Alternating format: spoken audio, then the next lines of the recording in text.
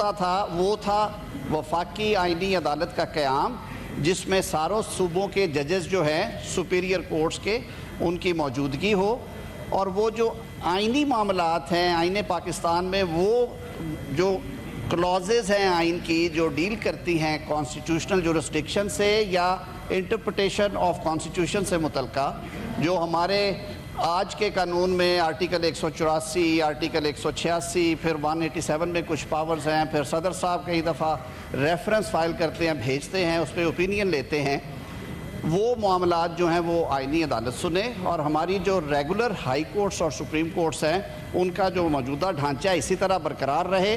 اس میں sir civil, دیوانی، فوجداری، رینٹ، فیملی، کارپوریٹ، کمرشل، وہ سارے معاملات جو کہ 60,000 سے زائد کیسز سپریم کورٹ میں ہیں، وہ وہاں پہ ان کے فیصلے ہوں، اور وہی فائنل عدالت ہوگی، اس کی کوئی فردر اپیل نہیں ہے۔ سر پچھلے 26ویں آئینی ترمیم میں جب ہم نے اس پہ مشاورت کی تو کچھ دوستوں نے یہ کہا کہ آپ اتنی بڑی ٹرانزیشن کی طرف نہ جائیں، اتنی بڑی تبدیلی کی طرف نہ جائیں، آپ ٹرانزیشن کے ساتھ چلیں، آپ آئینی بینچز بنا کے تجربہ کریں، معاملات شاید اس سے بہتر ہو جائیں، اور جو مقدمات کا تصفیہ ہے سپریم کورٹ میں وہ بہتر ہو جائے، اس کی رفتار بہتر ہو جائے۔ سر ہم نے بینچز 2/3 میجورٹی سے اسی ایوان میں یہ بل پاس ہوا، قومی اسمبلی نے پاس کیا، صدر مملکت نے اسینٹ کیا، یہ بل پاس ہوا، آئینی بینچز بن گئے سپریم کورٹ آف پاکستان میں۔ اب سر تھا یہ کہ وہی عدالت ہے، وہی جج صاحبان ہیں، جوڈیشل کمیشن آف پاکستان انہوں نے نامزد کر دیتے تھے، وہ دن کا زیادہ تر ٹائم کانسٹیٹیوشنل پٹیشن سنتے تھے، وہ جو معاملات ان کی جورسڈکشن میں تھے، اور باقی ٹائم پہ دیگر مقدمات بھی۔ لیکن سر فیکٹ آف دا میٹر یہ ہے کہ 5 یا 6% مقدمات ہیں ٹوٹل جن کا میں ذکر کر رہا ہوں، سر وہ کورٹ کا 40% وقت جو ہے وہ لے جاتے ہیں، اور باقی مقدمات وہیں کے وہیں کھڑے تھے۔ دوسرا سر کچھ لوگوں نے یہ بھی کہا کہ جی یہ کورٹ ودن کورٹ ہے، کچھ نے یہ کہا کہ جی بینچز جو ہیں وہ جوڈیشل کمیشن بناتا ہے، اس میں لیجسلیچر بھی بیٹھی ہے، اس میں ایگزیکٹو بھی ہے، یہ کیوں ہوگا؟ یہ اعتراضات تھے۔ طویل مشاورت کے بعد یہ طے کیا ہے، تمام سیاسی قوتوں سے مشورہ کرنے کے بعد، اور اپوزیشن سے بھی گزارش کی تھی کہ آپ اس پہ رائے دیں، وہ دیتے رہے ہیں میڈیا کے ذریعے بھی، اور آف دا ریکارڈ بھی بات ہوئی۔ ہم نے کہا کہ وہ جو ایک درینہ خواہش اور مطالبہ ہے کہ ایک وفاقی آئینی عدالت قائم کی جائے، اس کی تجویز پارلیمان میں لے کے آئی جائے، جو کہ اس بل کے ذریعے آج ہم لے آئے ہیں۔ سر اب یہ تبدیلی آنے کی وجہ سے تقریباً 40 ایسی کلوزز ہیں آئین کی جن میں تبدیلی کرنے جا رہے ہیں، کیونکہ وہاں پہ لفظ آئینی عدالت یعنی فیڈرل کانسٹیٹیوشنل کورٹ کا ذکر ہوگا، یا اس کے چیف جسٹس کا، یا اس کے ججز کا ہوگا ذکر۔ اس وجہ سے تقریباً 40 جو ہیں کلوزز 49 میں سے وہ کانسیکوینشل ان نیچر ہیں، یعنی کہ وہ آئین کی کسی کلوز کا وہ جو مفہوم ہے تبدیل نہیں کر رہے، اس میں صرف اس کا ذکر کیا جا رہا ہے۔ سر دوسرا ایک ایشو آیا، ٹرانسفر آف ججز آف دی ہائی کورٹس۔ 1973 کے آئین میں سر آرٹیکل 200 میں اس کو ایڈریس کیا گیا، اور آرٹیکل 200 میں یہ کہا گیا کہ کسی بھی جج کو ایک ہائی کورٹ سے دوسرے ہائی کورٹ میں صدر مملکت ٹرانسفر کر سکتے ہیں، اور وہ اختیار ظاہر ہے وزیر اعظم کی ایڈوائس پہ استعمال ہوتا تھا، لیکن اس کے لیے اس ہائی کورٹ جہاں سے وہ جا رہے ہیں چیف جسٹس صاحب کو، جس ہائی کورٹ میں وہ جائیں گے اس کے چیف جسٹس صاحب کو اور سپریم کورٹ کے چیف جسٹس کو وہ اعتماد میں لیں گے، یعنی کہ ان سے کنسلٹیشن کریں گے، اور اس کے بعد وہ تبادلہ جج کی رضا کے بغیر 2 سال کے لیے ہو سکتا ہے، لیکن اگر 2 سال سے زائد عرصہ آپ نے انہیں بھیجنا ہے تو اس کے لیے آپ کو ان کی کنسنٹ لینا پڑے گی۔ 18ویں ترمیم میں وہ جو 2 سال والا معاملہ تھا اس کو بھی نکال دیا گیا اور کہا گیا کہ ان کی کنسنٹ لیں گے۔ 26ویں آئینی ترمیم میں وہی کی وہی پروویژن اسی طرح رہی، لیکن اس وقت بھی تجویز آئی تھی کہ اس میں بار بار یہ اشارہ ہوتا ہے کہ جی ایگزیکٹو کا کیوں عمل دخل ہے، تو یہ معاملہ بھی آپ جوڈیشل کمیشن آف پاکستان کو دے دیں۔ تو تجویز یہ دی جا رہی ہے کہ اگر ایک ہائی کورٹ سے دوسرے ہائی کورٹ میں کسی جج کو بھیجنا ہے، میں اس کی ایک مثال دیتا ہوں کہ بلوچستان ایک چھوٹا ہائی کورٹ ہے، لیکن اللہ تعالیٰ نے بلوچستان کو وسائل سے مالا مال کیا ہوا ہے۔ اب وہاں پہ آپ ریکوڈے کے ایک پروجیکٹ ہے, سیندک ہے, منرلز کے کام بڑھ رہے ہیں, ملٹی نیشنل کمپنیز آ رہی ہیں. وہاں پہ اگر بلوچستان کے چیف جسٹس صاحب یا وہاں کی بار یا ججز مطالبہ کرتے ہیں کہ ہمیں سال 2 سال کے لیے کمپنی کارپوریٹ میں جو جج تجربہ زیادہ رکھتے ہیں انہیں مہمان کے طور پہ بھیجیں, وہ وہاں پہ سرو کریں, واپس چلے جائیں. وائس ورثہ اسلام آباد لاہور میں یہ ہو سکتا ہے, پشاور اور کراچی میں ہو سکتا ہے. کئی دفعہ جج صاحبان خود خواہش کر دیتے ہیں کہ میرے کو فیملی ایشوز ہے, بچے پریکٹس کر رہے ہیں میرے اسی ہائی کورٹ میں اور میں انہیں ڈسلوج نہیں کرنا چاہتا, میں کسی دوسرے ہائی کورٹ میں جا کے کام کرنا چاہتا ہوں تاکہ لوگ انگلیاں نہ اٹھائیں کہ ان کے بیٹے یا بیٹیاں یہاں پہ وکالت کرتی ہیں. یہ ہمارے ہمسایہ ملک میں رائج ہے. ہم نے کہا اس سے آپ یہ جو رول ہے وزیر اعظم کا ایگزیکٹو کا ایڈوائس پہ وہ نکال دیں. یہ معاملہ بھی جو کمیشن ہے ججز اپوائنٹمنٹ کا, JCP judicial commission of Pakistan under article 175, اس کے سپرد کر دیا جائے, جس میں چیف جسٹس ہوں گے, جس میں 4 اور ججز ہوں گے, جس میں بار کا نمائندہ ہے, جہاں پہ 2 اپوزیشن کے 2 ٹریری بینچز کے ممبران ہیں, جس میں اٹارنی جنرل بھی بیٹھتا ہے. وہ آل انکلوسیو ہے جو کہ 18ویں ترمیم کی عین روح کے مطابق بنایا گیا. اور ساتھ میں جو 2 ہائی کورٹس انوالو ہوں گے ان کے چیف ججز کو بھی بنایا جائے. اس میں سیف گارڈز بھی دیے گئے ہیں. سیف گارڈز یہ ہیں کہ چیف جسٹس جس صوبے میں بیٹھے ہوئے کوئی بھی چیف جسٹس, ان سے سینئر جج کو نہیں بھیجا جائے گا تاکہ چیف جسٹس کا عہدہ جو ہے اس کے حوالے سے کسی قسم کا کوئی تنازع پیدا نہ ہو. اس میں جوڈیشل کمیشن پہ چھوڑ دیا گیا کہ وہ جج صاحب کو بلا کے اس کی کنسنٹ کی بات کرنا چاہیں, کنسنٹ کے علاوہ کرنا چاہیں, کن ٹرمز پہ بھیجنا چاہتے ہیں, کتنے عرصے کے لیے بھیجنا چاہتے ہیں, وہ کلیئر کر دیا گیا ہے. پیچھے ٹرانسفرز ہوئی اسلام آباد ہائی کورٹ میں, کیونکہ یہ ایک فیڈریشن کا ہائی کورٹ ہے. کہا گیا کہ ایسے علاقے جن کی نمائندگی نہیں ہے, سندھ انٹیریئر سے, بلوچستان سے, پنجاب کے ساؤتھ آف پنجاب سے, وہاں سے ججز کو ٹرانسفر کیا گیا تو ان کی سینیورٹی کا مسئلہ پیدا ہوا. معاملہ آئینی بینچ کے سامنے گیا.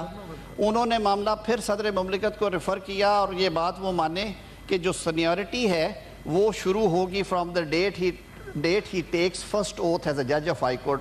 یہ تو بڑی غیر مناسب بات ہے کہ ایک جج نے 2016 میں اوتھ لیا اور انہوں نے 8 سال کام کیا کراچی میں, اور اس کے بعد انہیں آپ نے بھجوا دیا لاہور میں, اور لاہور میں جا کے وہ جو 2020-21 میں اپوائنٹ ہوئے ججز ان کے نیچے جا کے بیٹھے روسٹر میں, تو یہ غیر مناسب بات تھی. وہ معاملہ حل کر دیا ہے کہ وہ جج صاحبان اپنی سینیورٹی جو ہیں اوریجنل سینیورٹی کیری کریں گے. وہ عارضی ہوگا یا مستقل ہوگا, اس میں ان کی 2 سارے کنٹورز دے دیے گئے ہیں. اس سے آگے چلتے ہیں سر. سینٹ کے الیکشنز ہوئے, سارے ملک میں ہو گئے, لیکن کچھ سیاسی کشمکش بھی تھی, کچھ عدالتی فیصلے تھے. دونوں فریقین اپنے موقف پہ قائم تھے, معاملہ عدالتوں میں رہا. خیبر پختونخوا میں سینٹ کا الیکشن سر 1 سال سے زائد عرصے کی تاخیر سے ہوا, اور اسی فلور پہ اس کا ذکر ہوتا رہا ہے. آپ کی رولنگ بھی ہے سر چیئرمین ڈپٹی چیئرمین کے الیکشن پہ. اللہ نے کیا ہو گیا. اب یہ ایک ابہام رہنا تھا تھرو آؤٹ, اور کل کو بھی ایسی صورتحال آ سکتی تھی. ان کے ٹینیور کی پروٹیکشن اور جو سینٹ کی ہارمنی ہے, یعنی کہ سینٹ کبھی تحلیل نہیں ہوتی اور ہر 3 سال کے بعد سینٹ کے الیکشنز کے بعد اوتھ ہوتے ہیں اور پہلا کام چیئرمین اور ڈپٹی چیئرمین کا الیکشن ہوتا ہے. اس کو کسی ابہام اور تنازع سے بچانے کے لیے سر اس کو سیونگ کلاز دی گئی ہے, اس کو ایکسپلین کر دیا گیا یہ کس طرح ہوگا. چھوٹے صوبوں نے سر یہ مطالبہ کیا کہ جو 11% ہے کیبنٹ کا آپ نے رکھا ہے کہ ٹوٹل سٹرینتھ کا 11% سے زیادہ نہیں ہوگا. پنجاب جیسے بڑے صوبے میں جہاں پہ اسمبلی جو ہے وہ 350 سے زائد پہ ہے, وہاں یہ مسئلہ نہیں آتا, کیونکہ 34 یا 40 اگر محکمے ہیں تو ان کا 11% 45-46 لوگوں پہ بنے گا. سر بلوچستان میں سب سے زیادہ مسئلہ تھا, کہہ دیا گیا جی 15 یا 11% میں سے جو ہائر سائڈ پہ وہ کر لیں, لیکن اس کے باوجود وہ 15 سے آگے نہیں سے جا سکتے. اب سر پاکستان کی جغرافیے میں کوئی آدھا پاکستان جو ہے وہ بلوچستان کے حصے میں ہے. ایڈمنسٹریٹو مسئلے ہیں, ان کے دیگر مسائل ہیں. وہ بار بار کہتے تھے جی ہمیں کیبنٹ سائز تھوڑا سا بہتر کر دیں کیونکہ اس سے ہمارا کام نہیں چلتا, محکمے بہت زیادہ ہیں اور کوالٹی کی گورننس نہیں ہوتی. سندھ نے بھی سر یہ شکایت کی کہ ان کا بھی number of M Ps کے حساب سے محکمے زیادہ ہیں, وزارتیں کم ہیں, اس لیے دیکھیں خیبر پختونخوا کا بھی ایشو ہوگا. ماسوائے پنجاب کے یہ تھا سر, اس 11 کو بہت سوچ سمجھ کے تجویز لے کے آئے ہیں. یہ سب تجاویز ہیں سر, یہ بل کی شکل میں آئی ہیں, پاس کرنے کا ریجیکٹ کرنے کا اختیار اس موقر ایوان کا ہے. آپ 2/3 سے پاس کریں گے یہ آئین کا حصہ بنے گا, آپ نہیں کریں گے یہ بل کی صورت میں ویسے ہی واپس ہو جائے گا. سر وہ 13% کیا ہے. ایڈوائزرز پہلے 5 کی اجازت تھی. سر نئی جہتے ہیں, بہت ٹیکنیکل ایریاز ہے, اے آئی آ گئی ہے, ڈیجیٹل ریفارمیشن ہو گئی ہے, اکانومی کے کئی کنٹورز بدلے ہیں. حکومتوں کے پاس یہ اختیار ہونا چاہیے کہ وہ تھوڑا اس کو سٹریچ کریں. اس میں ہمارے دوستوں نے, پاکستان پیپلز پارٹی نے کہا کہ اس کو بہت تھوڑا آپ کریں. باقی دیگر دوستوں سے بھی مشاورت کی, سب کا خیال تھا کہ بہت زیادہ 5 سے 7 پہ لے کے گئے ہیں. And that's all. یہ بھی تجویز ہے. سر اسی طرح 243 کے بارے میں بڑی ڈیبیٹ ہوئی ہے مختلف ٹی وی چینلز پہ بھی کہ پتہ نہیں کیا آ رہا ہے, پتہ نہیں کیا ہونے جا رہا ہے. سر اس میں ابہام کو دور کرنے کے لیے میں مناسب سمجھوں گا کہ میں وہ ریلیونٹ کلاز جو ہے اس کا مطالعہ کر دوں, تاکہ کوئی چیز یہ نہ ہو کہ یہ سمجھ نہیں آئی اور اس کا ہمیں پتہ نہیں چلا. یہ ہے سر سروسز کے بارے میں. اس میں سر تبدیلی کی کیوں ضرورت پیش آئی؟ جناب چیئرمین, اللہ تعالیٰ نے اس ملک پہ اپنا خاص فضل کیا اور ہمیشہ سے رہا ہے, لیکن اس کی رحمتوں کی جو برسات اور اس کے فضل و کرم کا جو عالم ہم نے مئی 2025 میں دیکھا, اس پہ ساری دنیا جو ہے اس کی نظریں پاکستان کی طرف ہیں. پاکستان پہ ایک جھوٹا الزام لگا کے بھارت نے ایک ڈھونگ رچا کے پاکستان کی علاقائی سلامتی کو وائلیٹ کرنے کی کوشش کی. 1 دفعہ نہیں 2 دفعہ کی, اور پھر جو بفٹنگ رسپانس دیا افواج پاکستان نے, اس کی پوری دنیا معترف ہے. چاہے وہ سپر پاورز ہیں, چاہے وہ اسلامی بلاک کے ممالک ہیں, چاہے وہ اس ریجن میں بسنے والے دیگر لوگ ہیں. جناب چیئرمین, جب اسٹریٹجک چیزوں کی بات ہوتی ہے تو میرے خیال میں ہمیں بہت احتیاط کے ساتھ باتیں کرنا چاہیے, اور میں یہ عرض کروں گا اپنے دوستوں سے کہ اس ساری اسکیم کو پہلے پڑھ کے سمجھ کے اس پہ ضرور بحث بھی کریں, اس کو ڈسکس بھی کریں, لیکن اس میں پاکستان کی عزت وقار اور سالمیت کا عنصر ضرور ملحوظ خاطر رکھیے گا. جن جوانوں نے شہادتیں دی ہیں اور جن جوانوں نے یہ جنگ جیت کے دی ہے اور جن کمانڈروں نے اس کو لیڈ کیا ہے, وہ قومی ہیرو ہیں. ہمیں ان کی عزت اور وقار کا احساس ہے. اب جو نئے زمانے کی جو جہتیں ہیں اور جو انٹرنیشنل ٹرینڈز ہیں, ان کو سامنے رکھتے ہوئے 243 میں کچھ چیزیں جو ہیں ان کو انٹروڈیوس کرایا جا رہا ہے. کوئی سسپینس نہیں, میں اس کو پڑھ دیتا ہوں. پہلی بات تو یہ ہے سر کہ chairman joint chief of staff کا جو عہدہ ہے وہ رواجن کنونشنلی ہماری آرمی نہیں تھا, کمانڈر ان چیف ہی ہم کہتے تھے. جو ملٹری کے چیف آف آرمی سٹاف تھے وہی لیڈ کرتے تھے ڈیفنس فورسز کو. پھر ہم نے chairman joint chief of staff committee بنائی اور اس کے چیئرمین ایک مقرر کیے. اب تجویز یہ ہے کہ جو چیف آف آرمی سٹاف ہیں انہوں نے, کیونکہ ان کی خدمات اور حالیہ جنگ میں ان کی جو کامیابی ہے اور جو عزت اور تکریم انہوں نے دیگر سروسز چیفز کے ساتھ مل کے اس قوم کو پیش کی ہے, اس قوم نے اس کو ریکگنائز کرتے ہوئے انہیں فیلڈ مارشل کے ٹائٹل سے نوازا. فیلڈ مارشل کا ٹائٹل جو ہے وہ ایک ٹائٹل ہے, رینک ہے, وہ اپوائنٹمنٹ ایز سچ نہیں ہے. آرمی چیف جو ہے وہ اپوائنٹمنٹ ہے, اس کا ایک ٹائم فریم ہے, وہ 5 سال کے لیے ہمارے قانون کے مطابق on the expiry of that time whatever is mentioned in the law وہ عہدہ چھوڑ دیتے ہیں unless until he has been granted extension by the competent authority. وہ وضاحت اس میں موجود ہے. لیکن فیلڈ مارشل ہیں یا martial of the air force ہیں یا ایڈمرل آف دا فلیٹ ہیں, یہ دنیا کے مختلف ممالک میں ہیں, بحریہ کے لیے, فضائیہ کے لیے اور بری افواج کے لیے. ان کا ذکر کیا گیا ہے اور کہا گیا ہے کہ یہ قومی ہیروز ہوں گے جن کو یہ ٹائٹل دیا جائے گا. اور یہ ٹائٹل سر ساری دنیا میں تاحیات ہے. اٹس اے ٹائٹل کہ آپ کو ان خدمات کے صلے میں قوم نے اس اعزاز سے نوازا کہ آپ فیلڈ مارشل کہلائیں گے. اس کی بابت یہ وضاحت کر دی گئی ہے اور ساتھ میں کہہ دیا گیا ہے کہ اس ٹائٹل کو بھی آپ نے کیونکہ پروٹیکشن دینی ہے آئینی, تو اس کے بابت یہاں پہ لکھ دیا گیا ہے کہ اس کی امپیچمنٹ یا ریورسل جو ہے وہ وزیر اعظم کا اختیار نہیں ہوگا, وہ پارلیمان کا اختیار ہوگا, کیونکہ وہ ساری قوم کا ہیرو ہے, کسی ایک وزیر اعظم کا یا ایگزیکٹو کا ہیرو نہیں ہے. میں پڑھ دیتا ہوں تاکہ یہ ڈیبیٹ جو ہے اس حوالے سے جنریٹ ہو اور اس پہ جو چیمنگ گوئیاں ہو رہی ہیں وہ بھی ختم ہو جائیں. سر دس از امینڈمنٹ آف آرٹیکل 243. میں ترجمہ بھی کروں گا اپنے بھائیوں کے لیے. جو میرے دوست ہمیشہ کہتے ہیں کہ آپ ٹرانسلیٹڈ ویسے آ گیا ہوگا. In the Constitution, in Article 243 for Clause 4, following shall be substituted, namely, the President shall, on the advice of Prime Minister, appoint the Chief of Army Staff, concurrently the Chief of Defence Forces. جو میں نے کہا جو original scheme ہے اور یہ دنیا کے بے تحاشا ممالک میں رائج ہے, وہ آ جائیں گے. آرمی چیف جو ہیں وہ چیف آف ڈیفنس فورسز ہوں گے. دا چیف آف نیول اسٹاف اور چیف آف ایئر اسٹاف کی اپوائنٹمنٹ بھی اسی طرح وزیر اعظم کی ایڈوائس پہ ہوا کرے گی. اس کے ساتھ سر یہ کہہ دیا گیا کہ ان کے سیلریز الاؤنسز کی ڈٹرمنیشن وہیں سے ہوگی, وہ پہلے بھی وہی ہے. اب جو نئی کلوزز ڈالی گئی ہیں وہ 5, 6, 7, 8, 9, 10, 11 ہیں جی. 5 کہتی ہے notwithstanding anything contained in clause 4, the office of Chairman Joint Chief of Staff Committee shall stand abolished with effect from 27th day of November 2025. جو موجودہ chairman joint chief of staff committee ہیں سر وہ بھی ہمارے قومی hero ہیں. ان کے مدت ملازمت جب انہوں نے وہ اپوائنٹمنٹ ان کی ختم ہوگی اس کے بعد سر یہ عہدہ ابالش ہوگا. ان کے کرنسی آف پیریڈ میں سر پارلیمان یہ سوچ بھی نہیں سکتی کہ انہیں اس عہدے سے ہم محروم کریں. لیکن اس کے بعد نئی تقرری نہیں ہوگی کیونکہ ہم نے چیف آف آرمی سٹاف جو ہیں انہی کو چیف آف ڈیفنس فورسز کی ذمہ داری سونپنی ہے. یہ تجویز ہے. تجویز یہ ہے کلاس 6 میں that the Prime Minister shall on the recommendation of Chief of Army Staff concurrently the Chief of Defence Forces appoint the Commander of National Strategic Command from members of Pakistan Army and shall also determine his salaries. یہ chairman joint chief of staff committee کے functions میں سے ایک یہ بھی function ہے.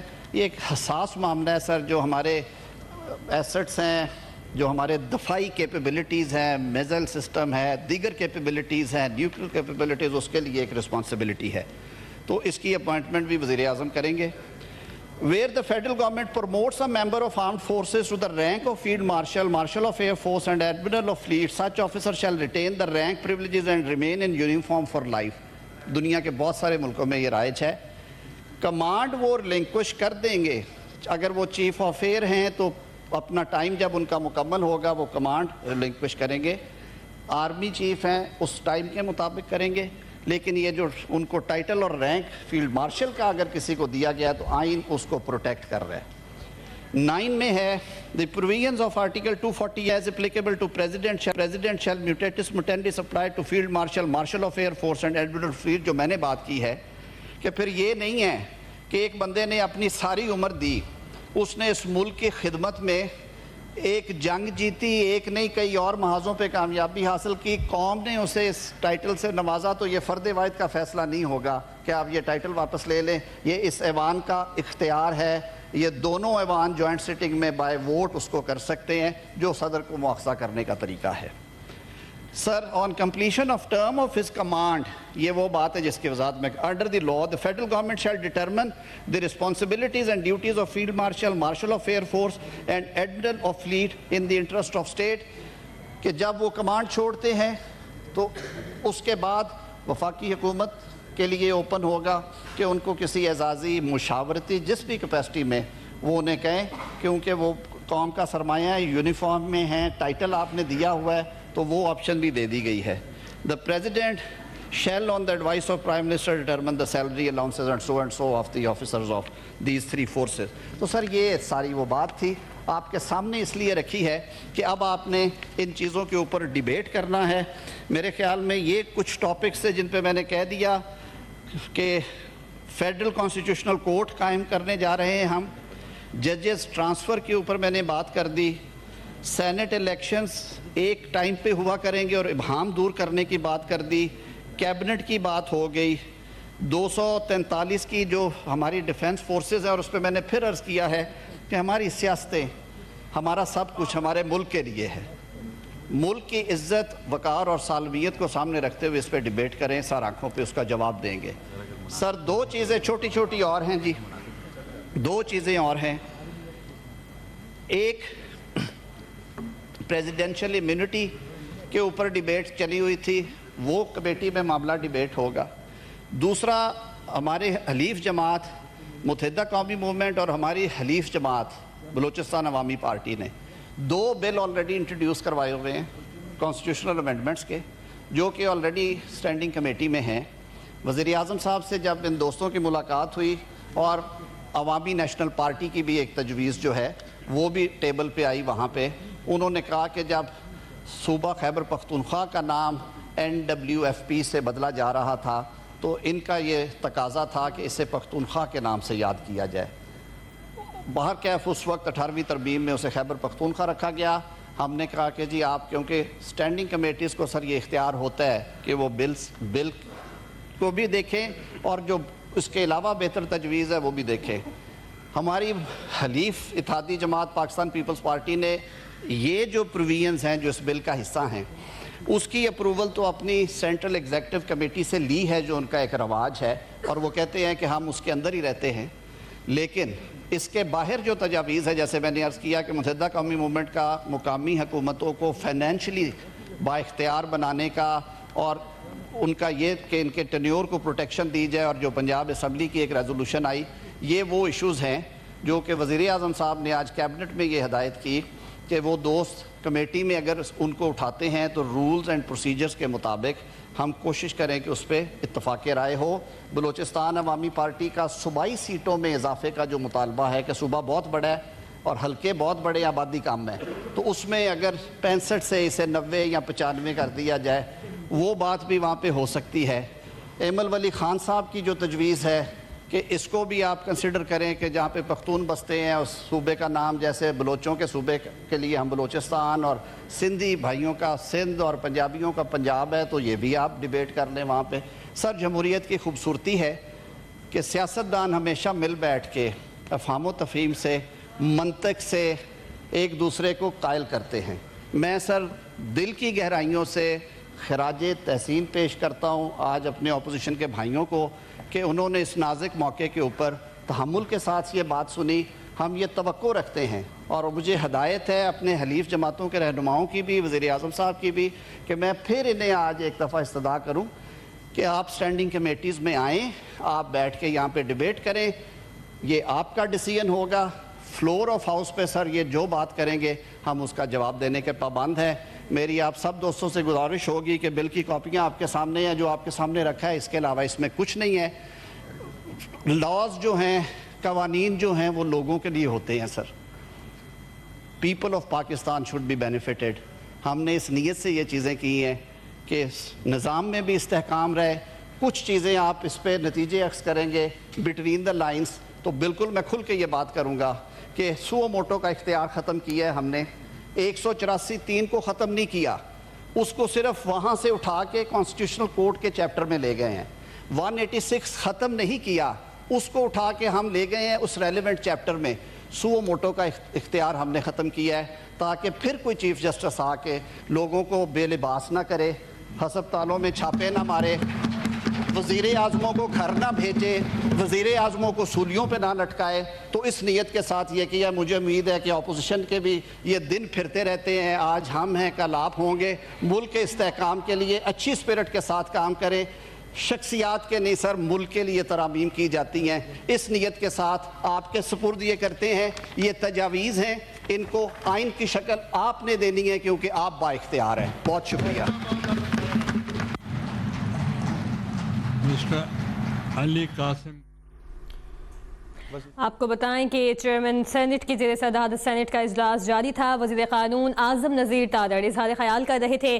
ان کا کہنا تھا کہ اپوزیشن لیڈر کا تقرر چیمبر سے ہوگا، تقرریوں سے نہیں۔ طویل مشاورت کے بعد طے ہوا وفاقی آئینی عدالت کی۔ اعظم نذیر تارڑ نے کہا کہ 27ویں ترمیم کے بل میں 49 کلاز میں 5 سبجیکٹ ہیں، 6.5% مقدمات عدالت کا 40% وقت لے جاتے ہیں، 60,000 سے زائد کیسز سپریم کورٹ میں زیر التوا ہیں۔ 26ویں ترمیم پر جب مشاورت ہوئی تو کچھ دوستوں نے کہا کہ اتنی بڑی تبدیلی کی طرف نہ جائیں۔